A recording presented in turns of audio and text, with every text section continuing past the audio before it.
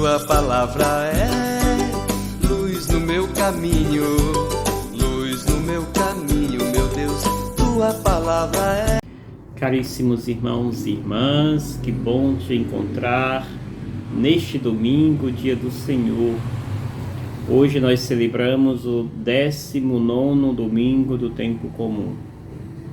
Continuamos na trilha, no caminho com Jesus, o caminho que faz em direção a Jerusalém. E cada parada é uma oportunidade de aprendizagem. Cada parada de Jesus é uma oportunidade de crescermos na fé. Por isso hoje, mais uma vez, faremos uma parada junto a Jesus. E deixaremos os nossos ouvidos atentos e abertos para acolher os seus ensinamentos. Te convido que não esqueça, sempre que recebeste meu vídeo e os áudios que eu mando ao longo da semana, que você deixe seu like, se inscreva se ainda não é inscrito, compartilhe com seus amigos, peça que se inscreva no canal do Padre Gildenor e assim aumentamos a nossa família e fazemos o Evangelho chegar mais longe. Fique comigo, caminhe comigo, reze comigo todos os dias a Palavra de Deus. A liturgia de hoje, a leitura primeira, nos convida justamente a viver de fé. Esta fé que é mais do que necessária para o nosso crescimento da amizade com Deus. Ou seja, essa leitura que é tirada lá do livro da sabedoria, vem nos trazer e fazer esse convite e fazer entender que Deus intervém no mundo e salva o seu povo servindo-se. É Deus que se coloca a serviço de cada um de nós. Até muitas vezes da ação do homem. Mas para que o homem possa ganhar as suas duras batalhas da existência, ele tem de contar com a ajuda e a força de Deus. Sozinho não fazemos nada. É preciso que Deus esteja conosco. É dessa forma, a partir dessa ajuda e essa força de Deus, que ela só nasce e só brota através da nossa oração, do nosso diálogo com Deus. Por isso, esta leitura começa justamente mostrando esse caminho de volta do povo de Israel que estava no Egito, na Babilônia, e retorna agora ao encontro da liberdade, a terra que dá fruto, onde corre leite e mel. Ou seja, o povo encontra e segue a Deus em direção à própria liberdade. E aí mostra aqui o autor sagrado que aqueles que mantiveram a sua fidelidade a Deus, alcançarão a misericórdia de Deus. Por isso, o convite que nos faz esta leitura, esse autor sagrado, é que nós permaneçamos cada dia na presença, nesse caminho que o bom Deus nos aponta a trilharmos. O Evangelho, caríssimo, que hoje nos é dado é o Evangelho de Lucas, o capítulo 12, versículos 32 ao 48, ou o mais breve, 35 ao 40. O Senhor esteja convosco, Ele está no meio de nós. Proclamação do Evangelho de Jesus Cristo, segundo Lucas. Naquele tempo, disse Jesus aos seus discípulos: Não tenhais medo, pequeno rebanho, pois foi do agrado do Pai dar a vós o reino. Vendei vossos bens e dai esmola. Fazei bolsas que não se estrague, um tesouro no céu que não se acabe. Ali o ladrão não chega, nem a traça corrói. Porque onde está o vosso coração, aí estará. Onde está o vosso tesouro, aí está o vosso coração.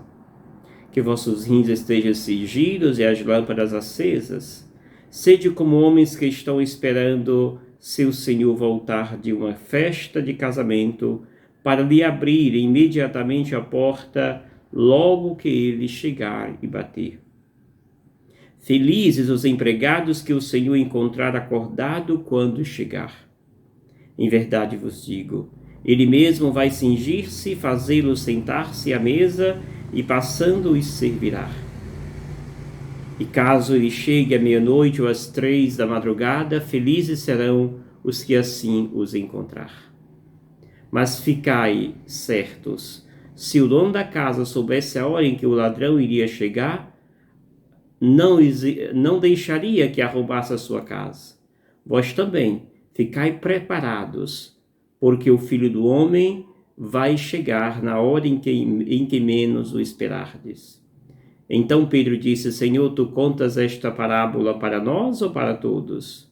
E o Senhor respondeu, quem é o administrador fiel e prudente, que o Senhor vai colocar à frente do povo, à frente do pessoal de sua casa, para dar comida a todos na hora certa?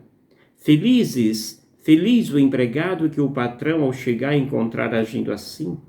Em verdade eu vos digo, o Senhor lhe confiará a administração de todos os seus bens. Porém, se aquele empregado pensar, meu patrão está demorando, e começar a espancar os criados e as criadas, e a comer, a beber e a embriagar-se, o Senhor daquele empregado chegará num dia inesperado e numa hora imprevista. Ele o partirá ao meio e o fará participar do destino dos infiéis.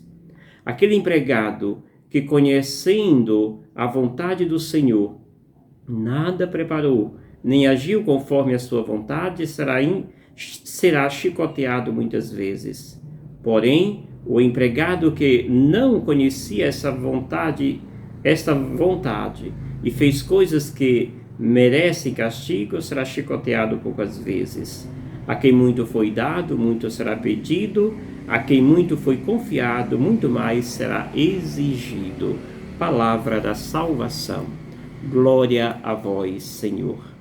Percebamos, caríssimos irmãos e irmãs, que este evangelho sugere que Deus não está ausente, nem fica insensível diante do sofrimento do seu povo. Mas Deus está sempre atento às nossas necessidades. Basta que nós estejamos também atentos a Deus, no sentido da vigilância, no sentido de estar sempre desperto na presença de Deus. Desperto significa não estar dormindo, mas estar acordado sempre, ou seja, ser alguém apaixonado pela oração e vivendo sempre na vigilância e na presença de Deus. É mais do que importante que nós vivamos sempre nesta vigilância e nesta espera confiante, espera de Deus. Os crentes, portanto, nós devemos descobrir que Deus nos ama e que Ele fez um pacto de salvação para com todos nós. E essa descoberta só se pode fazer através da oração. Ou seja, na oração nós descobrimos o quanto Deus nos ama. Na oração nós descobrimos o quanto Deus está próximo dentro de cada um de nós. Ou seja, é mais do que necessária esta oração e ela deve se dar a partir de um diálogo harmonioso. O diálogo, eu sempre digo, a oração deve ser um diálogo e não um monólogo. Nós, muitas vezes, os católicos, ao rezar, fazem da oração um monólogo e não um diálogo. Quando é que nós fazemos da oração um monólogo? Monólogo quer dizer quando somente uma pessoa fala. Muitas orações que as pessoas fazem, é somente elas que falam. Não escutam Deus. Reza, fala do início ao fim e não escuta Deus. Portanto, não houve um diálogo, houve um monólogo. Diálogo é quando existe a hora que eu falo e existe a hora que eu me calo para escutar o outro. Se a sua oração não está dentro do contexto do diálogo, a sua oração está em falta. Portanto, preste atenção como é que você reza. A sua oração tem de ser um diálogo. Ou seja, hora que eu falo e hora que eu me calo para escutar o outro. Esse outro é Deus. Portanto, amados irmãos e irmãs, Jesus nos convida incessantemente neste Evangelho que nós estejamos verdadeiramente à espera. Não uma espera angustiante, mas uma espera vigilante a esse Deus. E assim nos desprendemos de tudo aquilo que nos aprisiona neste mundo. Como vai dizer no início do Evangelho, onde está o vosso tesouro, aí está o vosso coração. Qual é o nosso tesouro? São os bens materiais ou é Deus? Precisa que seja Deus. E aí nós estaremos como aquele empregado que espera o seu patrão chegar à noite e o patrão chega e o encontra ali, desperto, acordado. E assim encontrando, o patrão chama-o para a mesa e ele participa da ceia com seu patrão. Sim, se nós continuarmos, vivermos em vigilância, numa oração constante, não uma oração pesada, mas algo agradável a Deus, nós participaremos com Ele do seu banquete. Quem nos garante isso é o próprio Deus. A segunda leitura que nós meditamos hoje, lá do livro da Carta aos Hebreus, nos mostra justamente a importância de estarmos vivendo nesta relação com Deus. E aí é importante perceber, né, que sem se referir diretamente ao tema da relação do crente com Deus, ou seja, a nossa relação com Deus, o autor da Carta aos Hebreus apresenta uma outra fonte privilegiada de encontro entre Deus e os homens. Qual é essa outra forma desta relação? E ele mostra que é a Sagrada Escritura, ou seja, a Escritura Sagrada sendo a palavra com que Deus indica aos homens o caminho da vida plena. Portanto, a palavra de Deus deve assumir um lugar preponderante na vida de cada um de nós. Precisamos visitar mais a palavra de Deus. Precisamos visitar mais a Bíblia. O autor da Carta aos Hebreus mostra que a fé, quando ele fala do conceito da fé, ele diz que fé significa um modo de já possuir o que ainda se espera. Ou seja, fé significa estar no céu antes de participar do céu. Ou seja, viver de fé é já estar sintonizado, experimentando aquilo que nós ainda iremos experimentar quando Deus vinha nos chamar. Portanto, isto é viver de fé. Assim viveu Abraão, a sua fé, uma fé inconfundível, uma fé invejável. Assim, tantos outros grandes patriarcas na Bíblia viveram de fé. Portanto, amados irmãos e irmãs, o convite dessa liturgia deste domingo é: aumente a sua fé. Viva uma plena relação com Deus. A tua relação com Deus precisa ser convicta e fiel.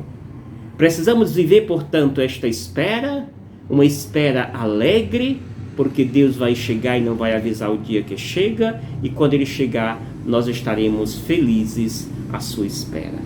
Caríssimos irmãos e irmãs, reze esta liturgia tão rica deste domingo, esta palavra que nos oferece a Igreja. Certamente, na sua Lexio Divina, na sua oração, a leitura orante da Bíblia, você enriquecerá mais ainda a sua prática cristã. Que o Senhor te abençoe, em nome do Pai, do Filho e do Espírito Santo. Amém. Gratidão. Obrigado, Senhor, porque és meu amigo.